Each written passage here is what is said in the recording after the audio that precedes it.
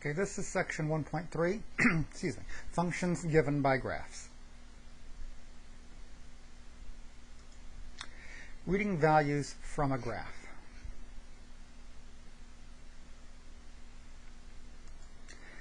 The easiest way to illustrate how to read values from a graph is with some examples. Now, the idea of the Cartesian rectangular coordinate system should be familiar to all of you that came through any type of high school algebra class. I'd be shocked if none of you have ever seen the XY plane, the x-axis, y-axis. So the x-axis, which is horizontal axis, the one that goes left and right, acts as the values for the independent variable. And the y-axis, which is the vertical axis, that acts as the values for the dependent variable or the functional values. So the y values are functional values, dependent variable values.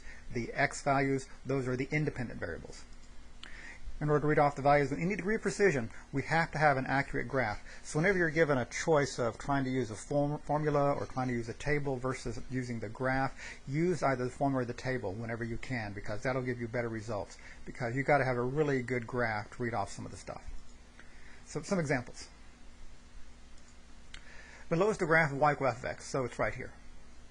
Approximate to the nearest tenth, if necessary, these things. F of negative 5, f of 0, f of 3. Number 4, for what values of x, does f of x equal 1? And for number 5, it says for what values of x, does f of x equals negative 6? Remember, in functional notation, these numbers in parentheses, those are the x values. So 1, 2, and 3, you're given x values, you want to find a y value. For number 4 and 5, it actually says what values of x. So you're looking for x's. These numbers that the function equals, those are the y values. So again, here's our graph. So here's our procedure, starting off with number 1. Okay, this is the same graph, only smaller. So I'm looking for f of negative 5. So on the x-axis, locate negative 5. It's right there. Okay, the technical name is we're going to project from x equal negative 5, we're going to project onto the graph, which means we're going to have to, in this case, go up. So we go up and hit the graph. Okay, we're actually looking for the y-coordinate of that point. So if you can actually read it off, that's great. But here I am. Again, this red line is my projection from x equal negative 5 onto the graph. So to read the y value, you can project onto the y-axis. So again, you're looking for the y-coordinate. If you can tell what it is, you don't really need to project. But if I project onto the y-axis, it looks like 5. Okay, and 5 seems reasonable to me. So f of negative 5 is equal to 5.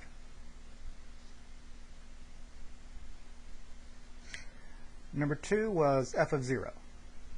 So for number 2, f of 0. Remember, x equals 0, that's the y-axis.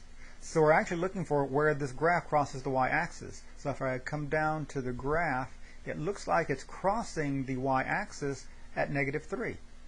So f of 0 is equal to negative 3.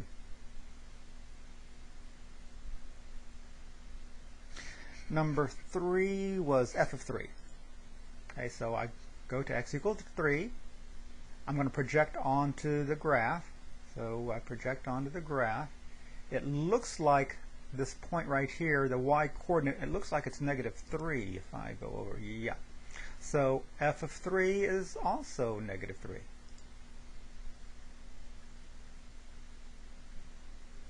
Okay, for number 4, we were looking to find the values of x for which f of x is equal to 1. Okay, so remember what the function equals, those are the y values. So I'm going to draw this horizontal line y equal 1. And I want to find out the x coordinates of where this red line crosses the graph. Okay, so it looks like it crosses the graph in 3 points. So there are going to be 3 x values. So if I start with this one, it looks like if I come down to the x-axis, it looks like maybe negative 5.5. This one, if I come down to the x-axis, it looks like negative 1. And for this one, if I come down to the x-axis, okay, it's past 3.5, so I went with 3.8. If you said something like 3.7, I'd take it. So, just be kind of reasonable with it. Number 5, you were to find the x values for which f of x is equal to negative 6. So I draw the horizontal line at y equal negative 6. And it looks like, again, 3 places. 1, 2, 3. So this one, if I come down, it looks like maybe negative 6.1. This one, it looks like 1. And this one just a smidge more than 2, so maybe 2.2, 2.1, something like that. Okay. So again, you can tell you got to have a really good graph in order to be able to read off some of these values. So again, the answers to 4 and 5 we had to approximate. So this illustrates one of the major problems with using a graph to read off values. I mean, it really is a problem sometimes. So the real values of a graph are these. See trends, such as where is the graph increasing, decreasing, or constant. See limiting values. And see maximum and minimum values. Okay, kind of like, does it have a max, does it have a min, that type of stuff. So those are the real values of a graph. Because sometimes you can't see these things from a formula. You might be able to see them from a table, but from a formula it's not really easy to do. The graphs are better for these. The graphs are a little more visual in that respect. So since we mentioned this business of increasing, decreasing, or constant, let's take a look at that. So our first one is going to be the increasing, decreasing, constant. Increasing, decreasing, and constant functions. We're going to kind of give the working definitions of these ideas. More precise definition would be given later on in a different course where you're actually going to use the precise definition. We just want to know what do they mean intuitively. Now in all this, keep in mind that we normally read from left to right. That is just how we read. So we will give you the useful and intuitive definitions of what increasing, decreasing, and constant mean for functions. Should you take more advanced math classes, you will see the precise mathematical definitions for each of them. So, definition. Let f be a function defined between x equal a and x equal b. Number 1. We say that f is increasing between x equal a and x equal b if and only if the graph of y equal f of x is going uphill as we'd read from left to right between x equal a and x equal b. We're reading from left to right, that is how we read. So the graph is going uphill. Okay, going uphill. Number 2, we say that f is decreasing between x equal a and x equal b if and only if the graph of y equal f of x is going downhill as we read from left to right between x equal a and x equal b. So increasing is uphill, decreasing is downhill, constant is you're doing neither one. So number 3, we say that f is constant between x equal a and x equal b if and only if the graph of y equal f of x is a horizontal line segment as we read from left to right between x equal a and x equal b.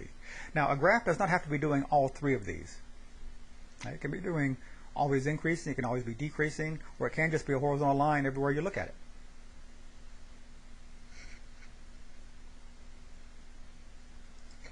Now note, the places where a function is increasing, decreasing, or constant is always given in terms of the independent variables, not the dependent variable. Okay, so it's always between x equal this and x equals something else. Okay, so it's the x values you give, not the y values.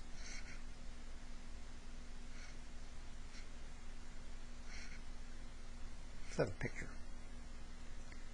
Okay, in this picture, my function is increasing as I go from, since there's no dot here, it basically starts at minus infinity all the way up to negative 2. Okay, so it's, again, as we read from left to right, it's going uphill. Between negative 2 and positive 3, it's a horizontal line segment. So it's constant between negative 2 and 3. From x equals 3 to x equals 4, once again, it's increasing. And from 4 on to 6, it's going downhill. So that would be decreasing.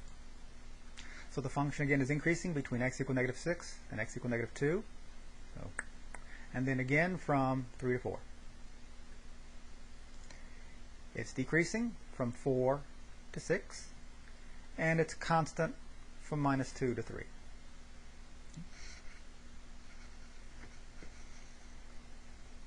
So again, remember, always give the x values, not the y values. You always read from left to right. Concavity. Okay, let's actually take a look at what concavity really means. So the idea of concavity gives the direction that a graph curves. Okay, concavity is always given as an interval measure in terms of the independent variable. So concavity does not apply to line segments. You actually have to curve. Now, again, in future math classes, you would see the precise definition of concavity. So we're going to be looking at a working definition. The precise mathematical definition actually requires some calculus. And the easiest way to see concavity is with pictures. Definition. Let f be a function that is defined between x equal a and x equal b. Furthermore, suppose that no part of the graph of f is a straight line segment between x equal a and x equal b. Because again, concavity does not apply to lines. You have to have some sort of curving in order to have concavity. Then, number one, we say that f is concave up between x equal a and x equal b if and only if the graph of y equal f of x appears as the general shape of the letter u between x equal a and x equal b. So it's kind of like it's doing something like this. Some people would say that it's holding water. Number two, we say that f is concave down between x equal a and x equal b if and only if the graph of y equal f of x appears as the general shape of an upside down letter u between x equal a and x equal b. So it's kind of upside down like that in terms of the u. Now again, sometimes it's just the general shape of the u. It's kind of like maybe someone chopped off a part of the u. So you can see now, since we're talking about the letter u, or the upside down letter u, why concavity does not apply to a straight line. A straight line does not look anything like the letter u.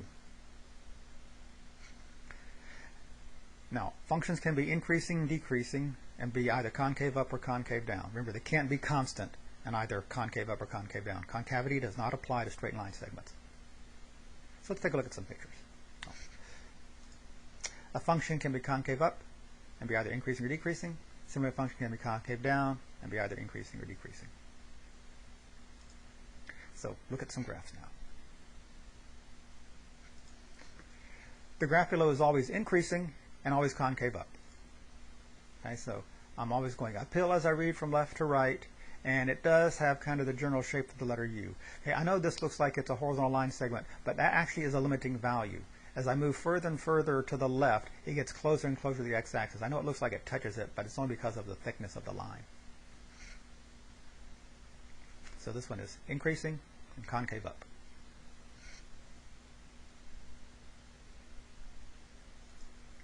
So the graph below is always decreasing and concave up.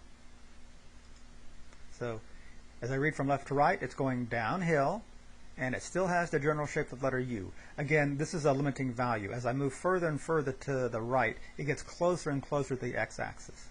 It really doesn't touch it. I know it just looks like it does, but it really doesn't. So again, as I'm going from left to right, it's going downhill, and it does have kind of the general shape of the letter U.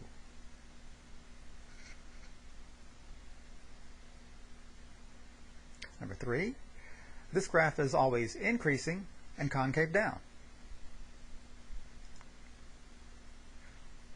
So again, as I go from left to right, I'm going uphill, but it looks like the letter U upside down.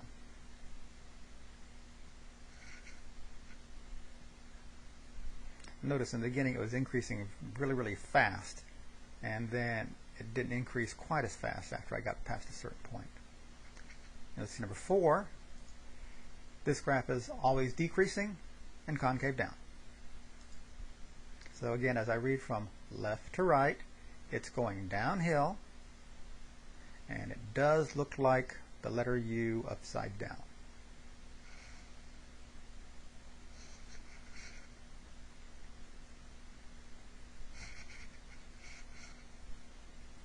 Number 5, the graph below is concave up. Okay, it's always concave up, but it's increasing if x is greater than 0. It's decreasing if x is less than 0. So it's always concave up, looks like the letter U, but if x is greater than 0 on this side, it is going uphill. On the left side, x less than 0, it's going downhill. Remember, x equals 0 is the y-axis. So this is just saying that to the right of the y-axis, it's going uphill. To the left of the y-axis, it's going downhill. But it is concave up. It does basically look like the letter U. And of course, if I turn this upside down, it would be concave down, and those two would be switched. So this graph is always concave down, it's increasing on x less than 0, and decreasing on x greater than 0. So it's upside down. So it looks like the letter U upside down. On the left side of the y-axis, I'm going uphill. On the right side of the y-axis, I'm going downhill. Remember, x equals 0 is the y-axis.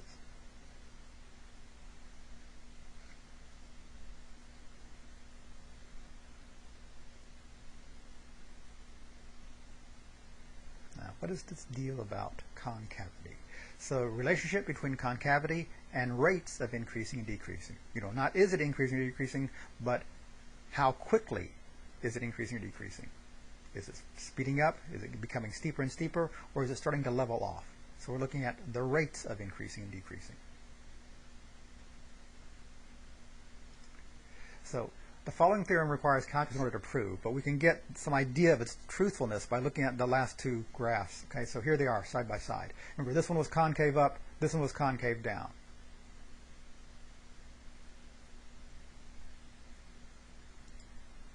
Okay, looking at the graph on the left, this one. Notice these things. Okay, focusing on this right here, the one on the left. Okay, it is concave up. Remember, it's decreasing on the left side of 0. It's increasing on the right side of 0. Okay? Now, if I look at the decreasing side, I'm decreasing really, really fast. But then, in order to make this turn, I can't decrease quite as fast. So the rate of decreasing slows down as we move from left to right. Now, if I look at the increasing side, okay, again, as I'm imagine being in a car, as I'm making this turn, my increasing rate starts to speed up after I leave the turn. So its rate of increase is actually speeding up. So the rate of increasing speeds up as we move from left to right. Again, we're always going to be talking about moving from left to right because that is just how we read. And so that was for the concave up. So if you're concave up, the rate at which you decrease slows down. The rate at which you increase speeds up. Now remember, if you're concave up, the rate at which you decrease slows down. The rate at which you increase speeds up. It's kind of like the rate of decrease decreases, the rate of increase increases. Now let's look at this guy on the right.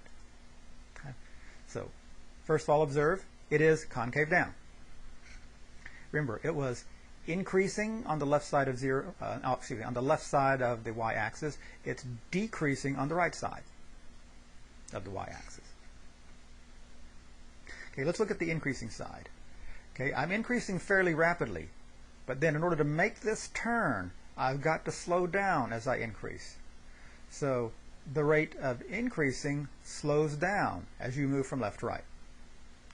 Okay, now on the decreasing side, after I make this turn, I can start to speed up going downhill. So the rate of decreasing speeds up as we move from left to right. Notice it's just the opposite of the concave up one. So for concave down, the rate of increasing decrease, but the rate of decreasing increases.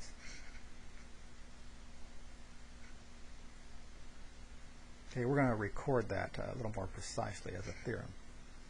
So record the important observation in the following. Theorem. We've got a four-part. Number one, a graph that is increasing and that is concave up increases at an increasing rate.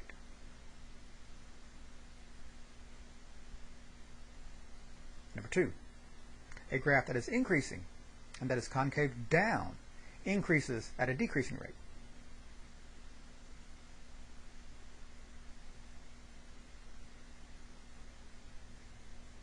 Number three, a graph that is decreasing and that is concave down decreases at an increasing rate. And number four, a graph that is decreasing and that is concave up decreases at a decreasing rate.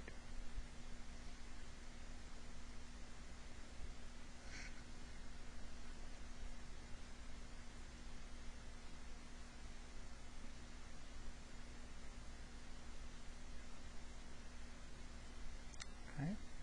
So remember, if you're concave up, the rate of increase increases and the rate of decrease decreases. That's 1 and 4. If you're concave up, the rate of increase increases and the rate of decrease decreases. That's concave up. If you're concave down, 2 and 4, the rate of increase decreases and the rate of decrease increases.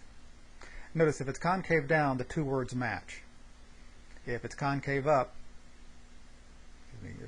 concave up, the two words match. If you're concave down, the two words don't match.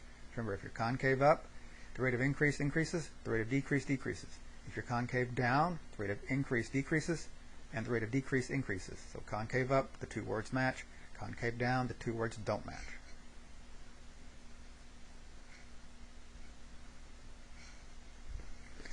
Let's take a look at some examples. Number 1 says, the graph below shows the approximate number of fruit flies in Susie's biology experiment. The number of weeks since the experiment began is displayed on the horizontal axis. So, weeks since the experiment began. And the approximate number of fruit flies is displayed on the vertical axis, from 0 up to around 4,000 is the max I went. Question A, is the graph concave up or concave down between weeks 3 and 5? And part B, explain in practical terms what this means about the population of fruit flies between weeks 3 and 5.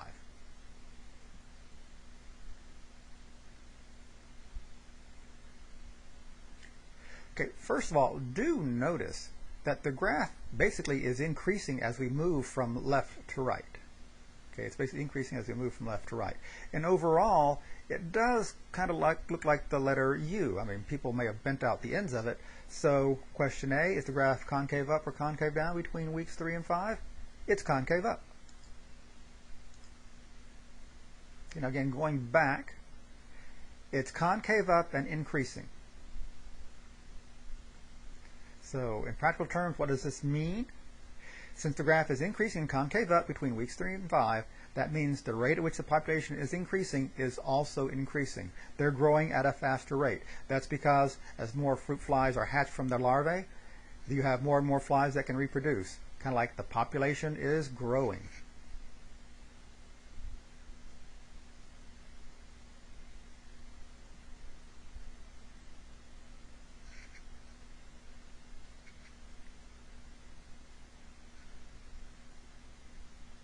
Okay, number 2, the graph below shows the monthly demand for gasoline-powered turtleneck sweaters as a function of the price of a gasoline-powered turtleneck sweater. So the price is the horizontal axis. The number of sweaters is the vertical axis. Question A, is the graph increasing or decreasing when the price is between $70 and $100? So between here and here. Question B, is the graph concave up or concave down between when the price is between $70 and $100? And in part C, explain in practical terms what the concavity, I should leave out the word of, what the concavity means between these two prices.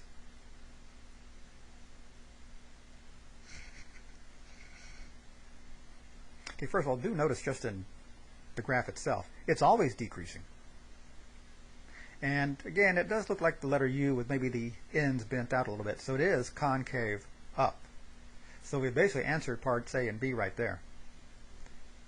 So again, looking at the graph, it's always decreasing. So it's going to be decreasing between $70 and $100, and it's also always concave up. So that's the answer to question A. Okay, it's decreasing, and it's concave up. Now again, the practical terms. Okay, remember, concave up and decreasing. Remember, concave up, the word should match. So it's concave up and decreasing, and the rate at which it is decreasing is also decreasing, meaning the price is starting to level off. Okay, the demand is starting to level off as the price increases. So what does that really mean?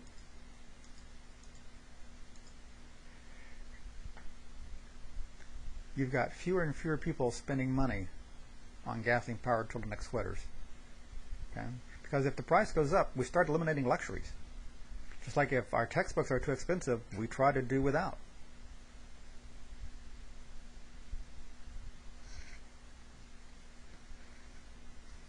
Okay, one of the other things that we said we could tell from a graph were maximum and minimum values. So we've taken care of the increasing, decreasing constant. Let's now take a look at, inflection points. Forgot about those. Okay, we said that a graph could be concave up, concave down. Now, a graph can be having two qualities like that in the same graph. If you remember the first thing we were doing in terms of reading the graph, that had concave up and concave down. So somewhere between concave up and concave down, it changed. Those are inflection points. So definition, an inflection point, or point of inflection, is a point on a graph where the concavity changes.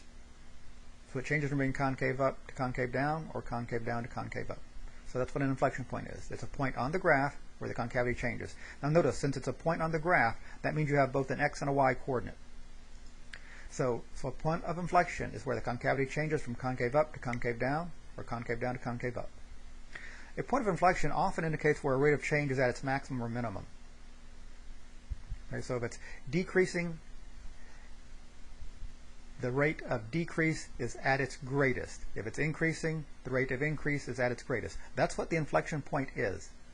Okay, it's where the rate of change is at its maximum or its minimum.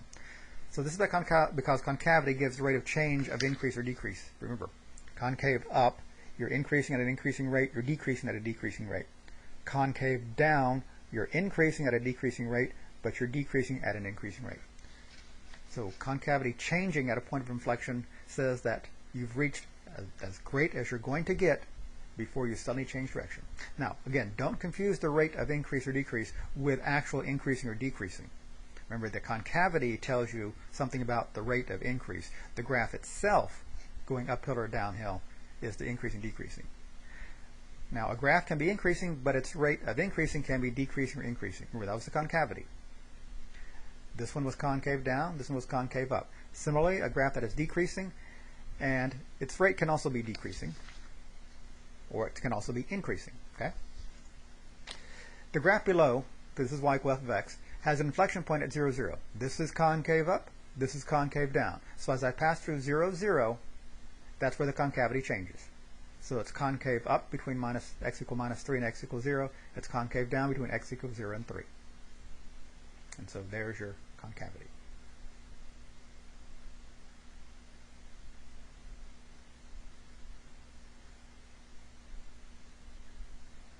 Notice from here up to here, as I pass through that point of inflection, the graph is increasing.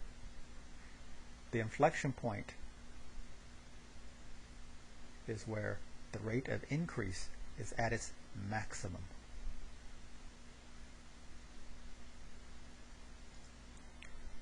So before we get some more examples, we'll look at another idea about graphs. Okay? And that's the maximum and minimum values. Okay, maximum and minimum values.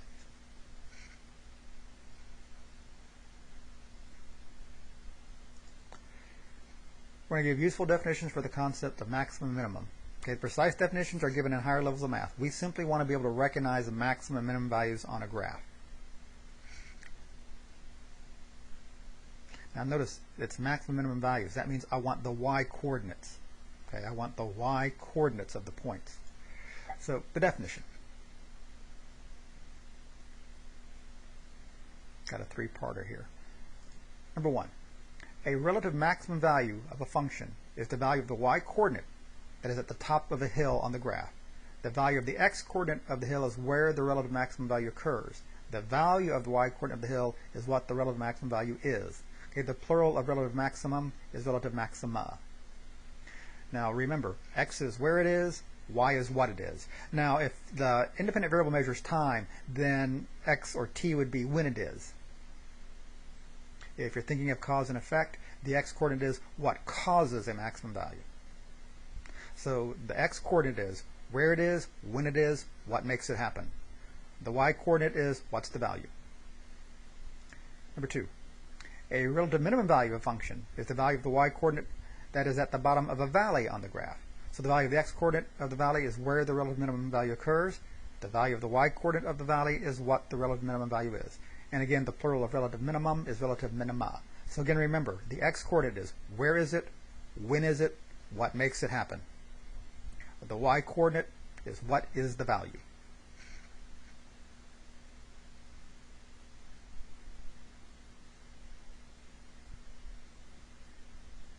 Number three, the collection of our relative maximum and minimum values of a function is called the relative extrema of the function. Okay, this is actually plural. The singular of relative extrema is relative extremum. So the relative extremum could be a maximum, it could be a minimum. The relative extrema, that's all of them, all of the max, all of the mins. Again, remember, when dealing with relative maximum, relative minimum, the x-coordinate, the independent variable, that's where it is, when it is, what makes it happen. The functional value, the y value, the dependent variable, is what is the value of the relative extremum.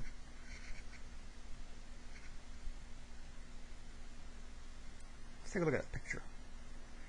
Okay, in this picture, I do have a relative maximum and a relative minimum. Top of a hill, bottom of a valley. So I have a relative maximum at x equals 0, and the value, the y-coordinate, appears to be 0 as well. Okay, this one, the relative minimum appears to be occurring at x equal 2, and the value is negative 4.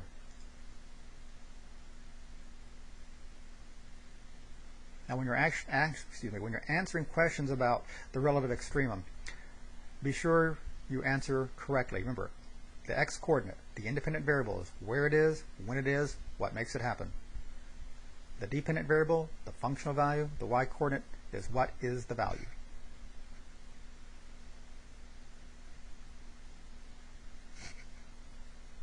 Let's try some example. The relative extrema of the function are 0 and negative 4. Remember, the relative extrema, the collection of maxes and mins. And again, it's the y values.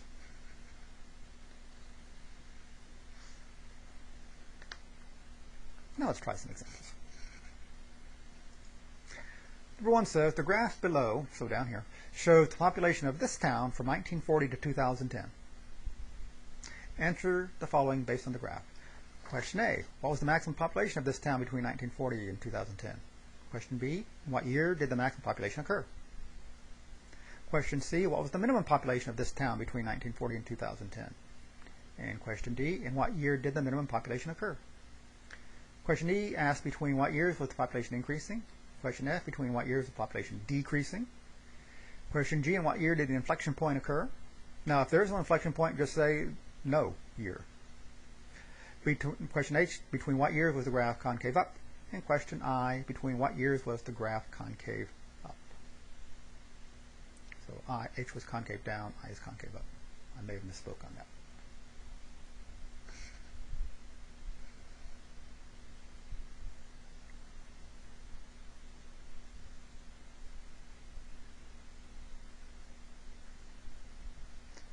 Okay, let's take care of A and B, the maximum. What was the maximum population? Okay, between 1940 to 2010, that's just the entire graph. So looking at this graph, it looks like the top of a hill is actually right there, 6,000. And it's in the year 1970. Let's see if I got it right. Yep, maximum population was 6,000. It occurred in the year 1970. Let's go back to our graph. Okay, I wanted to do the minimum. So the bottom of a valley. Oh, it looks like right here. And let's see. I can see that the year is 2000. And let's see. Each one of these little lines going across, are those 200? Okay, so this would be what? 2,400 in the year 2000. Oh, 2,500. My mistake. And the year is 2000. And again, got to have a good graph, right? And then let's see, what was my question D? Oh, I did D. Between what years was it increasing? Okay, it looks like I'm going uphill from 1940 until 1970. And then it started going uphill again between 2000 and 2010. Did I get it right? Yep. Okay, then question F was decreasing? Yes, from what years was the population decreasing? Okay. Started decreasing in the year 1970, and it basically was decreasing until the year 2000. So from 1970 to the year 2000.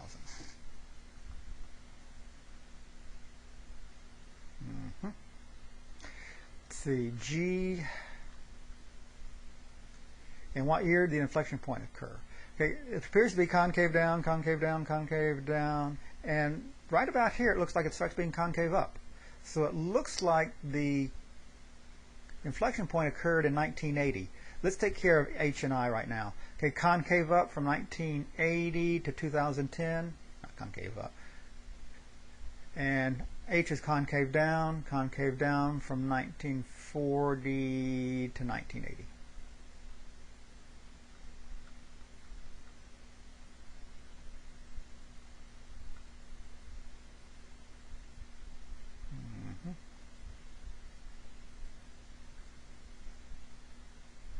just a matter of looking at the graph and being able to read it.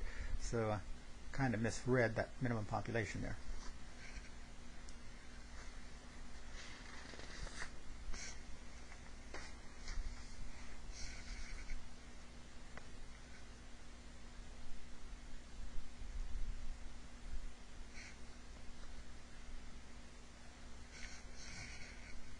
See, I have one more like that before we're actually going to try and draw some graphs.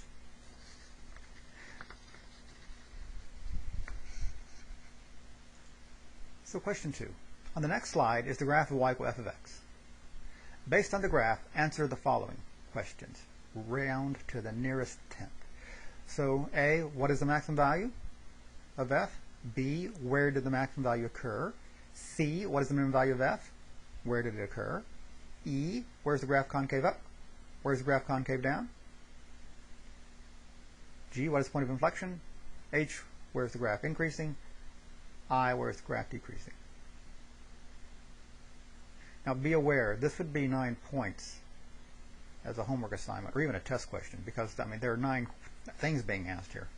It's possible to get some of them right and some of them wrong. So let's see. There's our graph. Okay, there's our graph.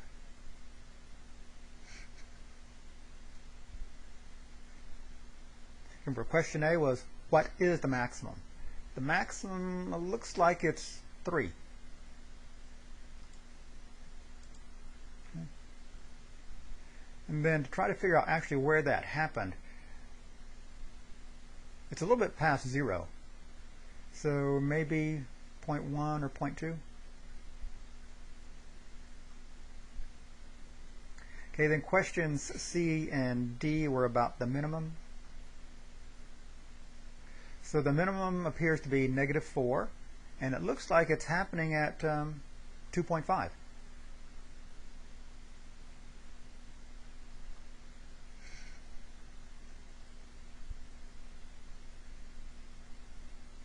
See, then question E is concave up, and question F is concave down, and G is what is the point of inflection. Let's see if we can take care of those 3. So again, concave up for E, F is concave down, and G is point of inflection.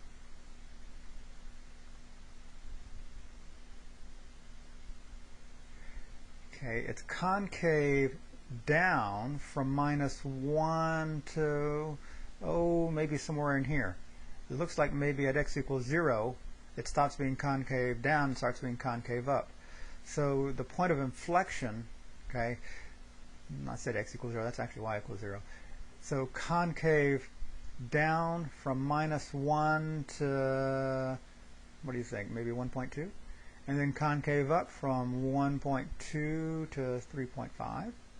And the point of inflection, the x coordinate looks like 1.2, the y coordinate is 0. Okay, so that looks like 1.2 comma 0. Could be 1.1. Yeah, 1.2 concave down, 1.2 to 3. I said 3, but 3.5, but is it really 3? Go back and look. Is it really 3? No, it really is. X equals 3.5, though, isn't it?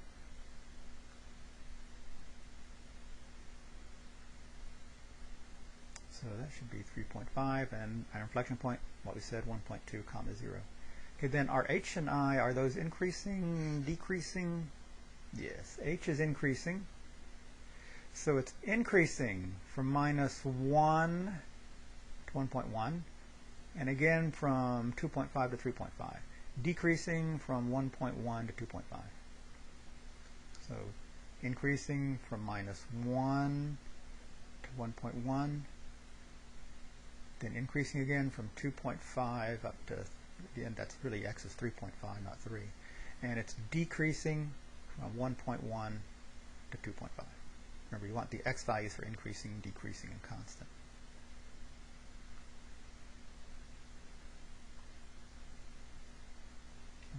And again, that should say 3.5 for f, not 3, just like that one, 3.5.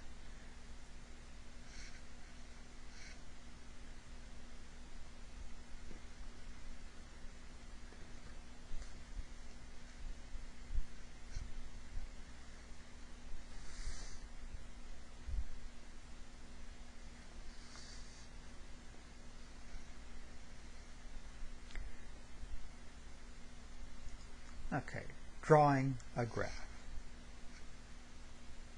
This is going to be fun.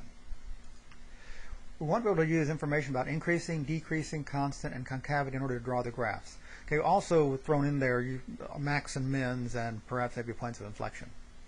Okay, now the concavity could be explicitly stated as concave up or concave down, or it could be implicitly stated in terms of the rate of increase or the rate of decrease.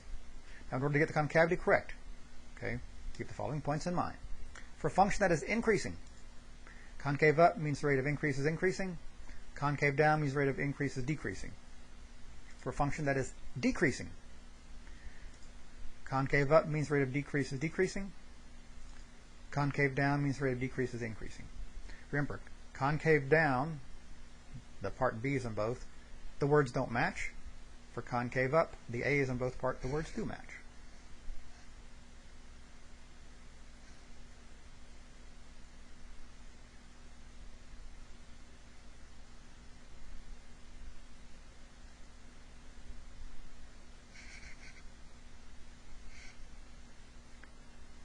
Okay, our first example.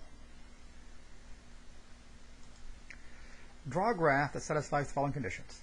It starts at the point negative 4, 0, and decreases at a decreasing rate, ooh, the words match, to the point 0, negative 4. It then decreases at an increasing rate, ooh, the words don't match, to the point 2, negative 6. From the point 2, negative 6, it increases at an increasing rate to the point 5, 0, where it ends.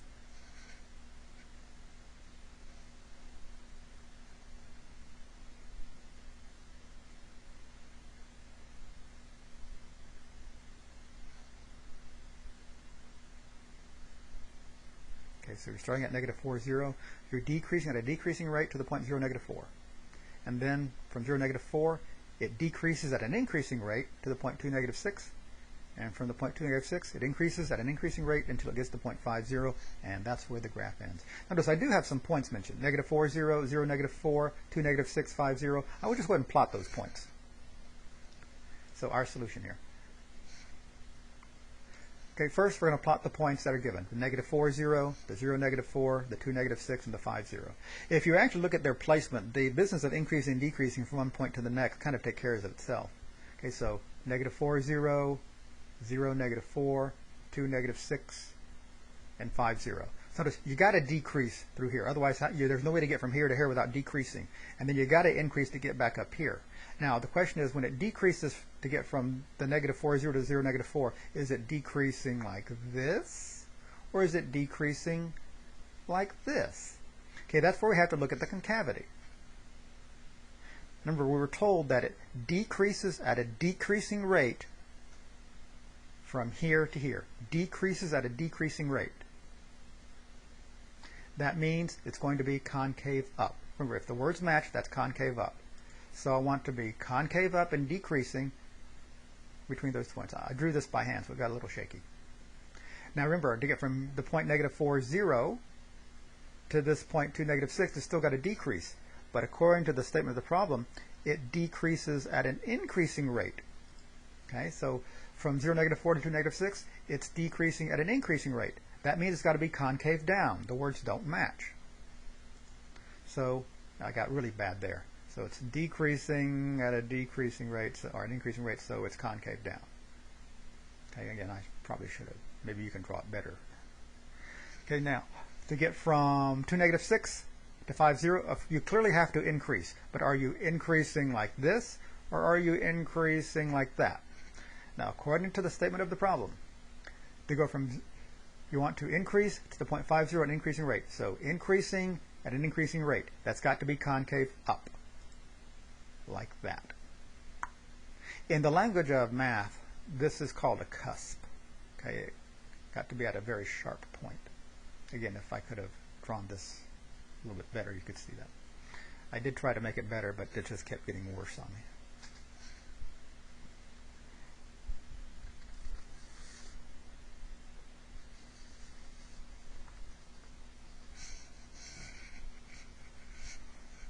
And then I have one more example. It says, draw a graph that begins at the point negative 2, 3, and it ends at 3, negative 6. It's always decreasing. It has a point of inflection at 0, 0, the origin, and its rate of decrease speeds up, so the rate of decrease is increasing, for x greater than 0. That's to the right of the inflection point. So notice the words don't match. It's decreasing at an increasing rate.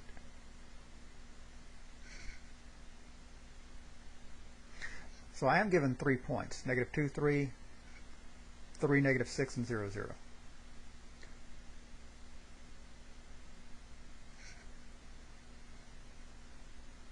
So for our solution, I'm going to plot those 3 points, negative 2, 3, 3, negative 6, and 0, 0.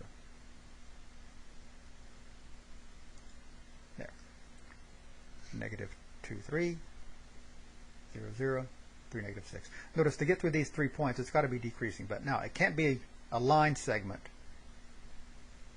I don't even think those 3 line up, because there is a discussion about concavity. Okay, now, when I decrease from here to here, I want to know, am I decreasing like this? Or am I decreasing like this? Okay, now since 0, 0 is an inflection point, the concavity changes as we pass through it. Okay, because that was given as an inflection point. Now we're also told that the rate of decrease speeds up for x greater than 0. So on the right side of x equals 0, I'm decreasing at an increasing rate.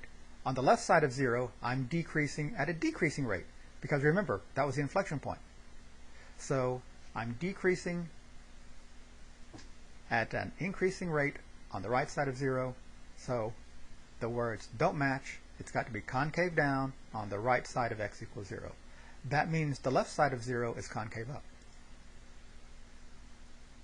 Okay, so it's kind of like it's doing something like that. Yeah. Again, I got a little shaky on it.